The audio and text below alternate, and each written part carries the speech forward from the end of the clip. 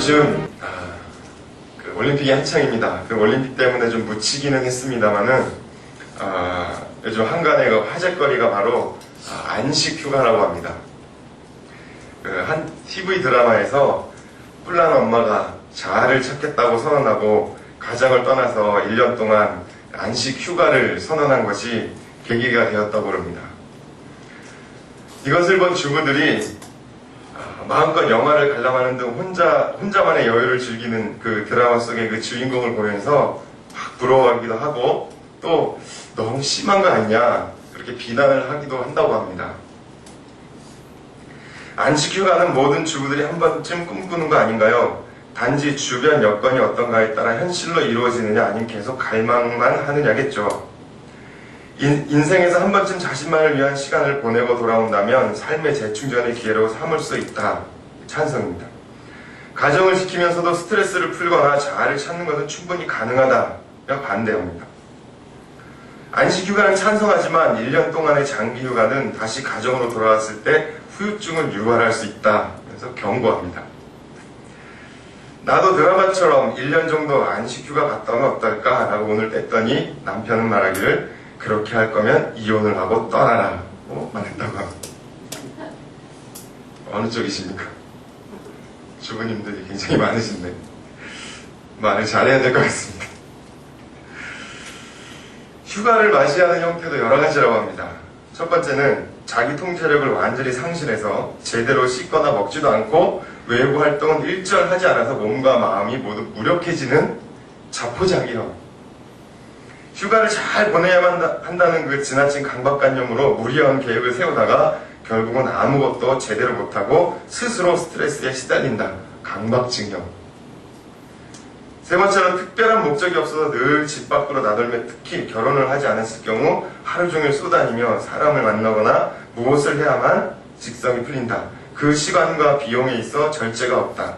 따라서 지출은 끊이지 않고 몸과 마음은 제대로 쉬지 못한다. 방황형.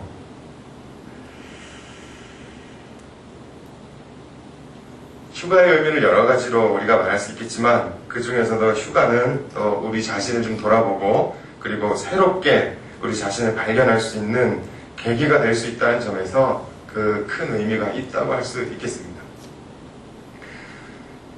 오늘 우리 함께 읽은 본문 말씀에서는 우리는 조금 다른 형태의 휴가를 보내고 있는 한 예언자를 만나게 됩니다. 휴가라기보다는 어떻게 보면 차라리 파업이라는 표현이 어울릴 것 같습니다. 왜냐하면 허락받고 떠난 것이 아니기 때문에 그렇죠. 오늘 휴가인지 파업인지 분간할 수 없는 그런 시간을 보내고 있는 그 사람은 어떤 사람인가 하면 구약 성경을 통틀어서 구약 성경 중에 나타난 가장 위대한 선지자라고 해도 과언이 아닐 정도로 그는 출중하고 위대한 사람이었습니다. 가장 암울했던 어둠의 시대에 역사의 전면에 나타나 우뚝 서 있었던 그런 사람입니다. 이방 여인 그러나 북이스라엘의 왕으로 들어온 이세벨의 통제 속에서 전국이 바알로 도배가 되었던 시대입니다. 우상 숭배자들과 최후의 일전을 벌이게 됩니다. 갈멜산의 대전투가 그것입니다. 바알과 아세라 선지자 850명과 싸운 갈멜산 전투, 그 전투에서 엘리야는 극적인 승리를 거머쥐게 됩니다. 엘리야는 기소치매가로 내려가서 우상 숭배자들의 그 목을 전부 베어버립니다. 아합은 이 놀라운 광경을 보고 그의 아내 이세벨에게 달려가서 모든 걸 다 말합니다. 그러자 이세벨은 펄펄 뛰며 이렇게 얘기합니다. 엘리야에게 사람을 보냈습니다. 내일 너도 기손 시냇가에서 죽은 사람들처럼 내가 너를 죽일 것이다. 참 의외의 반응이 나옵니다. 이 말 한마디가 엘리야에게 전해지자마자 엘리야는 선지자 파업을 선언하고 도망을 간 것입니다. 엘리야가 기도했을 때 하늘문이 닫혀서 비가 내리지 않았습니다. 엘리야가 기도했을 때 하늘에서 불이 내려 물로 적신 재물을 몽땅 다 태우고 그 승리를 힘입어서 이방 선지자들을 모두 목을 벤 일이 있었습니다. 그리고 엘리야가 기도하자 내리지 않던 비가 내렸습니다. 한마디로 물불 가리지 않던 엘리야입니다. 그런데 이세벨의 단 그 한마디에 기가 죽었습니다. 3절 말씀을 보니까 저가 이 형편을 보고 일어나 그 생명을 위하여 도망했다. 세 가지 동사가 나옵니다. 보았다, 일어났다, 떠났다. 이게 전부 연결형으로 나옵니다. 그래서 그가 봄과 동시에 벌떡 일어나서 그대로 도망을 갔다는 뜻입니다. 망설임도 없이 즉각적으로 떠났다는 거예요. 뭐 빠진 짐이 있나 없나 챙길 새도 없이 그냥 뒤도 안 돌아보고 도망을 갔는데 하루 길을 꼭 도망을 간 거예요. 부엘세벨까지 갔다고 했으니까 지금 이스라엘이니까 약 킬로미터로 따지면 한 142km 정도 될 것 같습니다. 서울에서 대전까지가 한 151km 정도 된다고 합니다. 그러니까 대전 조금 못 미친 데까지 도망을 간 거예요. 하루 만에. 그 당시에 뭐 교통수단이 있었겠나요? 엄청난 속도로 도망을 간 거죠. 정리를 한번 해봅니다.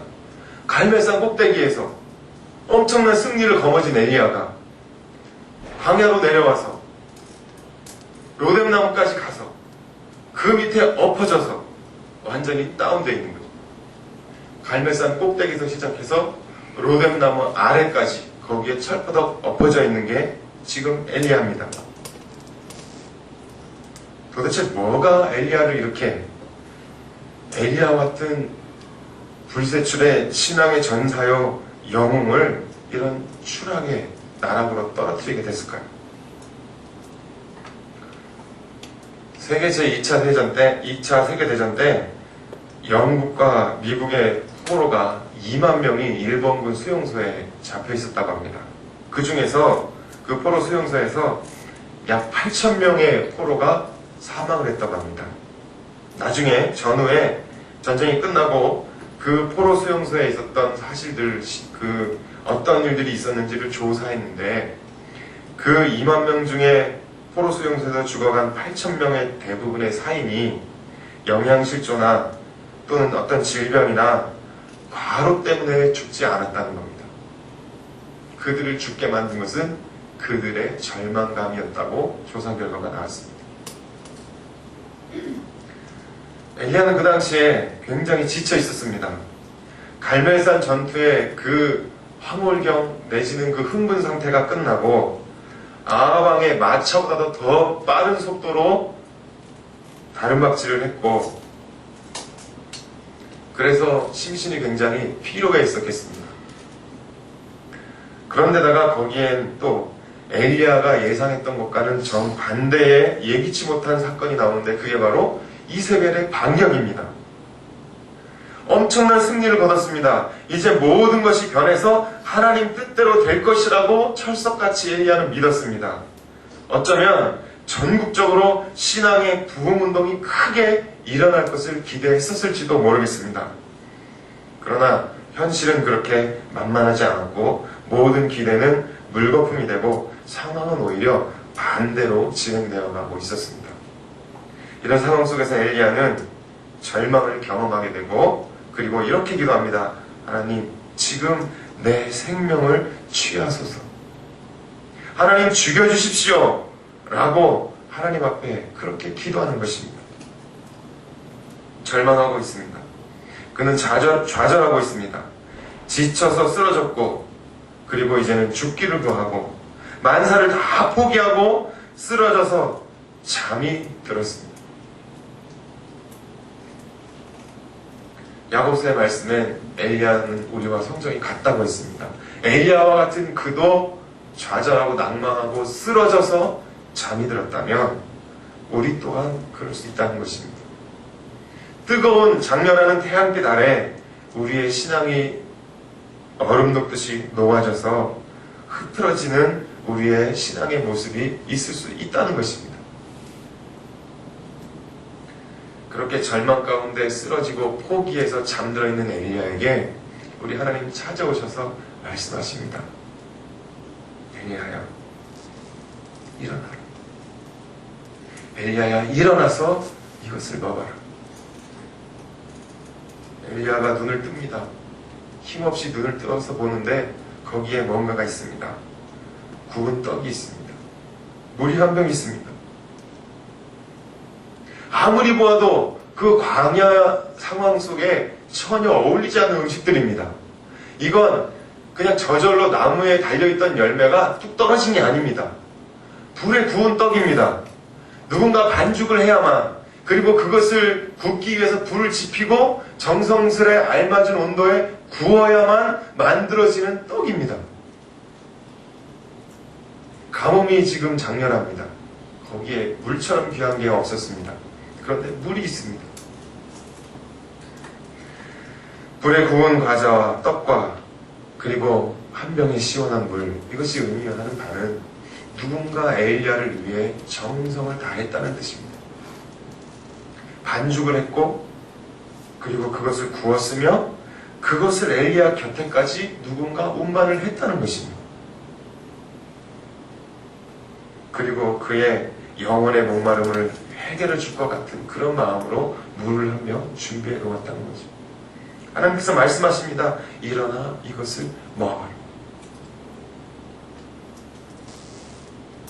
우리의 육체는 뭔가를 먹어야 합니다. 뭔가를 마셔야 힘을 얻습니다.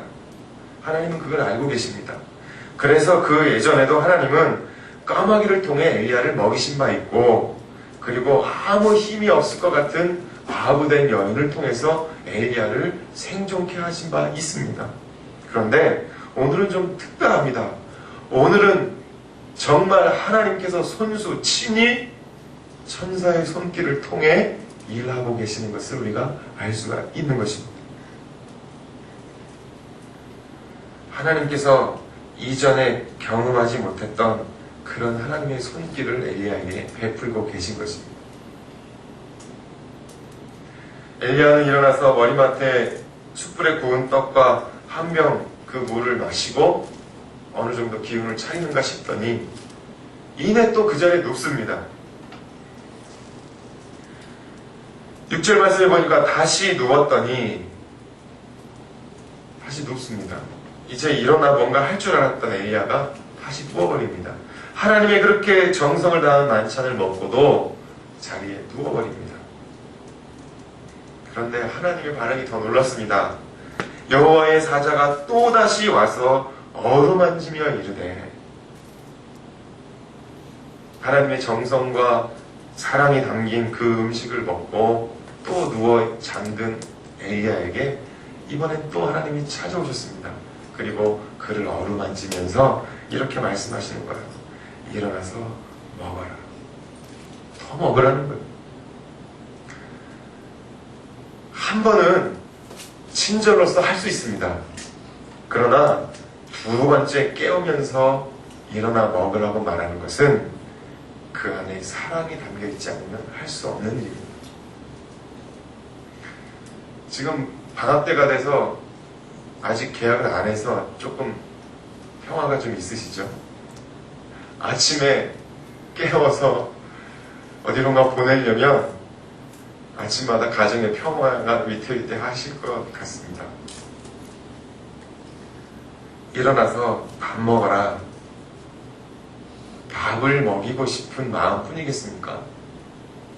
오늘 하루를 학교든 아니면 회사든 어디든 가서 사랑하는 사람이 하루를 힘차게 생활하려면 뭔가 든든하게 먹여야 되겠다는 그 마음이, 그 애정이, 그 사랑이 그 마음 가운데 있기 때문에 일어나서 제발 좀 먹으라고 그렇게 얘기하는 거 아니겠습니까? 하나님께서 두 번째 다가오십니다. 이것은 끝까지 포기하지 않으셨다는 것입니다. 그리고 모자름이 없도록 충분하게 넉넉하게 공부하셨음을 의미합니다. 첫 번째는 하나님의 정성으로 준비되었다면 두 번째는 하나님의 사랑을 담아 충분하게 준비되었다는 것입니다. 엘리야는 하나님의 정성을 받고 그리고 하나님의 사랑을 힘입어서 이전에는 마저 갈 수 없었던 그 길을 가게 되었습니다. 하나님이 이렇게 말씀하십니다. 이것을 먹고 마시고 하나님의 산으로 가라는 것입니다. 그곳에 가서 서라는 것입니다. 그런데 엘리야는 또 한 번 후퇴를 합니다. 하나님의 산에 갔습니다. 그러나 그곳에 서 있지 못하고 굴 속으로 들어갔습니다. 그리고 거기에 유했다고 했습니다. 거기서 잠깐 쉬려고 들어갔다는 뜻이 아니라 거기서 살 작정을 하고 아예 거기에 들어갔다는 겁니다. 굴은 어두운 곳입니다. 답답한 곳입니다. 거기엔 빛이 없는 곳입니다. 유대인들은 미리 굴을 파두었다가 거기에 시체를 매장합니다. 그래서 그 굴이 의미하는 바는 희망이 없는 것입니다. 거기에는 있는 것이 있다면 공포요 죽음이 존재하는 곳입니다. 그런 굴 속에 엘리야가 들어가서 거기서 살려고 하는지 죽으려고 하는지 그 안에서 유하러 들어가 있습니다. 하나님은 또 엘리야에게 말씀하십니다. 너는 나가서 여호와의 앞에 산에 서라. 하나님의 산에 서라 말씀하셨습니다. 어둡고 답답하고 빛과 희망이 없는 절망과 좌절 그리고 공포스러운 그 굴에서 나와서 하나님의 산에 서라는 것입니다. 영국의 철학자 베이컨이 말했습니다. 인간에겐 4가지 우상이 있다고 했는데 그 중에 하나가 동굴의 우상입니다. 동굴의 우상이 의미하는 바는 바로 편견입니다. 개인이 갖고 있는 편견 때문에 자기가 처한 상황과 사건을 올바로 판단하지 못하는 그런 상태를 말합니다. 엘리야가 딱 그렇습니다. 엘리야가 바로 동굴의 우상 속에 갇혀 있습니다. 자기 생각의 우상 속에 갇혀 있는 겁니다. 이런 동굴의 우상 속에 한번 갇히기 시작하면 더 이상 온전한 판단과 결론을 내리기 힘듭니다. 그래서 하나님이 개입하시는 거예요. 그곳에서 나오라고. 엘리야가 불 밖으로 나옵니다.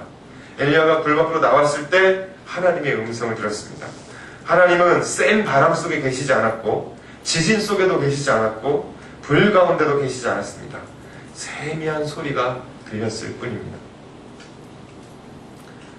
장소와 어떤 현상이 중요한 것이 아니라 거기서 누구를 만났는가 하는 것이 중요한 것입니다. 이번 여름에 중고등학생들이 부산까지 갔습니다. 부산이라는 장소가 좀 색다르기도 하고 특이하기도 했지만 부산이라는 장소가 중요한 것이 아니라 거기서 누구를 만났는가 하는 것이 중요한 겁니다. 제일 먼저 김경욱 전도사님이라는 강사님을 만났습니다. 그 다음에 몽둥이를 만났죠. 그런데 결국 하나님을 그들이 거기에서 만났다는 것입니다. 밤이 새는 줄 모르고 새벽이 되는 줄 모르고 그들이 기도했습니다. 어떤 아이는 방언이 터지기도 하고 내 평생 처음 이렇게 기도해본 아이들도 있습니다.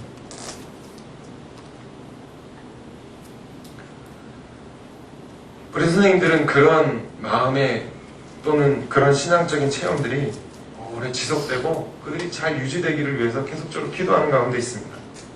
부모님들도 계속적으로 기도해 주십시오. 네가 얼마나 가나 보자. 그러지 마시고 기도해 주시기 바랍니다. 그건 한 달쯤 지나가고 있으니 아마 그 효과가 다 사그러져 가는 것처럼 느낄지도 모르겠습니다. 그러나 한번 우리 부모님도 한번 생각해 보십시오. 그들이 수련회 갔을 때만큼 나도 간절하게 그들을 위해 기도하고 있는지.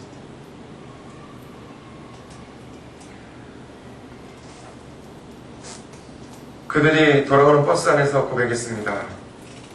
하나님을 만나노라고. 그리고 기도하는 가운데 내 옆에 친구가 있다는 사실을 알았노라고. 서로를 알게 되었다고. 좋은 친구를 알게 돼서 너무너무 고마웠다고. 그렇습니다. 누구를 만나는가 중요합니다. 하나님의 산이라는 장소보다 더 중요한 것은 그 산에 섰을 때 굴 안에 있지 않고 그 산 앞에 서 계시는 하나님을 만날 수 있는가 하는 것입니다. 이 산이 어떤 산입니까? 그 옛날 모세가 타는 떨기나무 가운데 하나님의 음성을 이곳은 거룩한 곳이니 내 발에 신을 벗으라. 나는 나 스스로 있는 나는 나로 계속 있는 자라고 말씀하신 그 하나님이 나타나신 바로 그 산인 것입니다. 모세에게 말씀하십니다. 내가 불 가운데 있거나 물 가운데 있더라도 너를 지키고 인도할 하나님이 그 이름을 알려주신 그 산입니다.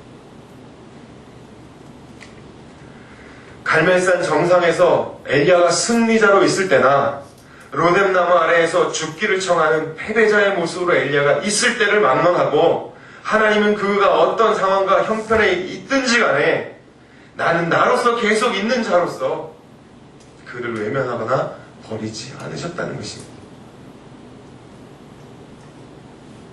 대안이 없는 사람, 해결책을 제시할 수 없는 사람, 그 대책을 그리고 이곳에서 빠져나갈 방법을 알 수 없어서 딱 죽기를 구하던 엘리야를 찾아오신 하나님, 일찍이 모세를 부르신 그 하나님, 동일하신 하나님, 어제나 오늘이나 변함이 없으신 그 하나님께서 세밀한 음성 가운데 엘리야에게 말씀하십니다.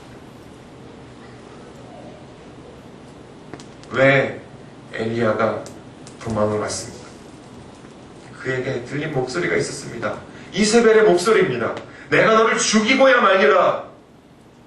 엘리야를 저주하던 그 목소리를 듣고 엘리야는 도망쳐 왔습니다. 그러나 엘리야는 이제 자기가 왔던 길을 다시 돌이켜갑니다. 자기가 들었던 이세벨의 음성보다도 더 큰 그리고 다른 음성을 엘리야가 들었기 때문입니다. 대안이 없고 해결책이 없던, 대책이 없던 엘리야에게 하나님은 대안을 제시해 주십니다. 하나님의 필살 기법을 전수해 주십니다. 15절입니다. 너는 내 길을 돌이켜 광야로 말미암아 다메섹에 가서 이르거든 하사엘에게 기름을 부어 아람 왕이 되게 하고 너는 또 님시의 아들 예후에게 기름을 부어 이스라엘 왕이 되게 하고 또 아벨몰라 사밧의 아들 엘리사에게 기름을 부어 너를 대신하여 선지자가 되게 하라. 하사엘의 칼을 피하는 자를 예후가 죽일 것이요 예후의 칼을 피하는 자를 엘리사가 죽이리라. 엘리야는 자기의 사명을 잃어버리고 자기가 무엇을 해야 될지 모르는 가운데 도망자요 피난자의 모습으로 왔지만 하나님께서는 그에게 먹을 것을 주시고 그를 어루만지시고 그에게 세밀한 음성을 들려주시며 그에게 잃었던 사명을 다시 회복하도록 그에게 다시 한번 말씀을 주십니다. 잃어버린 사명을 회복하게 하시는 것이야말로 엘리야가 다시 원상복구되고 그가 회복되도록 하시는 하나님의 결정적인 방법이었습니다. 하나님께서는 우리에게 하나님의 사명을 주심으로써 우리를 더 강하게 하십니다. 본문에 등장하는 엘리야는 이때까지 아직 완전하게 회복되지 못했습니다. 그런데 하나님께서 주신 엄청난 사명을 받고 벌떡 일어나 돌아가서 사역을 완수하게 됩니다.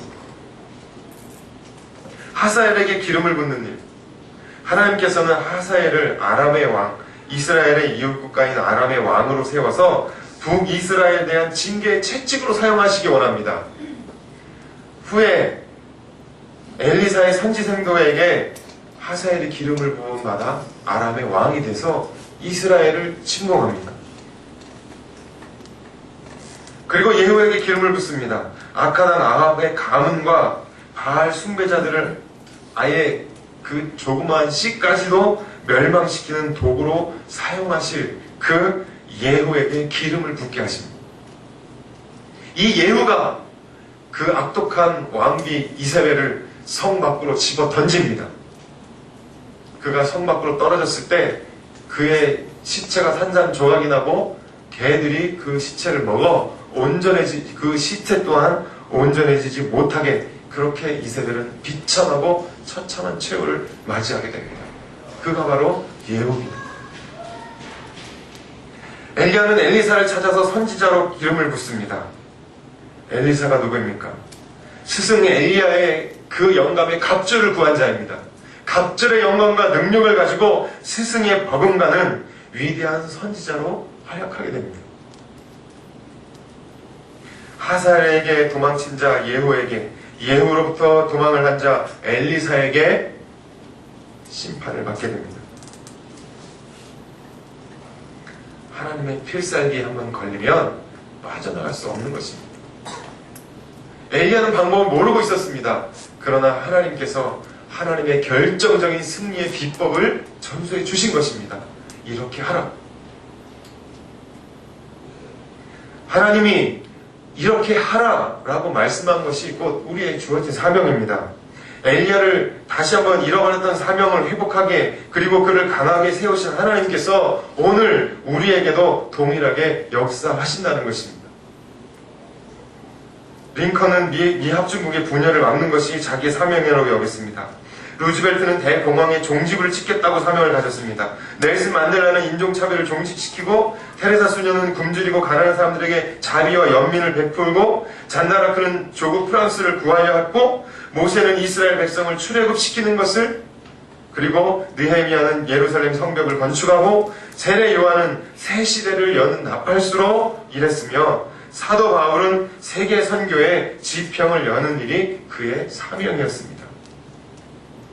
사랑하는 성도 여러분, 우리는 어떤 사명을 받고 있습니까? 우리 이한교회와 나에게 주신 하나님의 사명은 무엇입니까? 사도 바울은 사도행전 20장 24절에서 이렇게 고백합니다. 나의 달려갈 길과 주 예수께 받은 사명 곧 하나님의 은혜의 복음 증거하는 일을 마치려 하면은 나의 생명을 조금 더 귀한 것으로 여기지 아니하노라. 이전에는 겁에 질려 패배자의 모습으로 죽기를 구했던 자라면 다시 회복하여 하나님의 사명을 다시 붙잡은 자는 그 사명을 위해 자기의 목숨을 넉넉하게 내어놓을 수 있게 된다는 것입니다. 우리는 지금 어디 있습니까? 광야에 로뎀나무 아래 지쳐서 쓰러져 있지 않습니까? 우리는 무엇을 하고 있는지, 우리는 정말 하나님께서 우리에게 주신 우리 인생의 목적을 분명히 붙잡고 그 목적을 향해 다름질하고 있는가요? 이 질문에 대해서 확신할 수 없고 자신할 수 없다면 걱정할 필요 없습니다. 승리자의 모습에 있든 아니면 패배자의 모습에 있든 그것을 막론하고 나는 나로서 있는 자, 그런 상황에 개의치 않고 다시 한번 준비시켜주시고 회복시켜주시고 다시 잃었던 사명을 회복하여 그 사명 감당케 하시는 그 하나님의 정성과 그 하나님의 사랑이 우리 가운데 있기 때문입니다. 우리는 일어나야 합니다. 하나님의 전으로 가야 합니다. 우리는 먹어야 합니다. 말씀과 기도 가운데 하나님의 양식을 먹어야 합니다. 굴 밖으로 나가야 합니다. 우리의 편견과 우리의 고집을 내려놓고 우리의 동굴 밖으로 우리 자신을 끄집어내야 합니다. 그리고 하나님의 음성을 들어야만 합니다. 로마서 8장 31절 이하에 사도 바울은 이렇게 외치고 있습니다. 그런즉 이 일에 대하여 우리가 무슨 말 하리요? 만일 하나님이 우리를 위하시면 누가 우리를 대적하리요? 자기 아들을 아끼지 아니하시고 우리 모든 사람을 위하여 내어주신 이가 어찌 그 아들과 함께 모든 것을 우리에게 은사로 주지 아니하시겠느냐? 누가 아느니 하나님의 택하신 자들을 송사하리요 의롭다 하시는 이는 하나님이시니 누가 정죄하리요 죽으실 뿐만 아니라 다시 살아나신 이는 그리스도 예수시니 그는 하나님 우편에 계신 자요 우리를 위하여 간구하시는 자시니라. 누가 우리를 그리스도의 사랑에서 끊으리요 환난이나 곤고나 핍박이나 기근이나 적신이나 위험이나 칼이랴. 기록된 바 우리가 종일 주를 위하여 죽임을 당케 되며 도살할 양같이 여김을 받았나이다 함과 같으니라. 그러나 이 모든 일에 우리를 사랑하시는 이로 말미암아 우리가 넉넉히 이기느니라. 내가 확신하노니 사망이나 생명이나 천사들이나 권세자들이나 현재일이나 장래일이나 능력이나 높음이나 깊음이나 다른 아무 피조물이라도 우리를 우리 주 그리스도 예수 안에 있는 하나님의 사랑에서 끊을 수 없으리라. 하나님은 우리를 위해 정성껏 준비하십니다. 하나님은 우리를 위해 사랑을 담아 포기하지 않고 넉넉하게 풍요롭게 공급하십니다.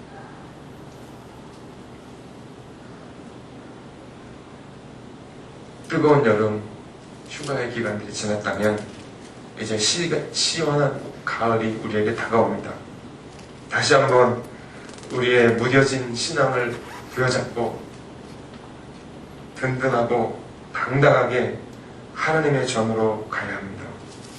말씀과 기도를 먹고 그리고 우리의 편견과 고집을 내어버리고 하나님의 음성을 따라 우리에게 맡겨주신 귀한 하나님의 사역을 능력 있고 힘 있게 영향력 있게 감당해 나가는 우리가 되기를 원합니다. 같이 기도하겠습니다.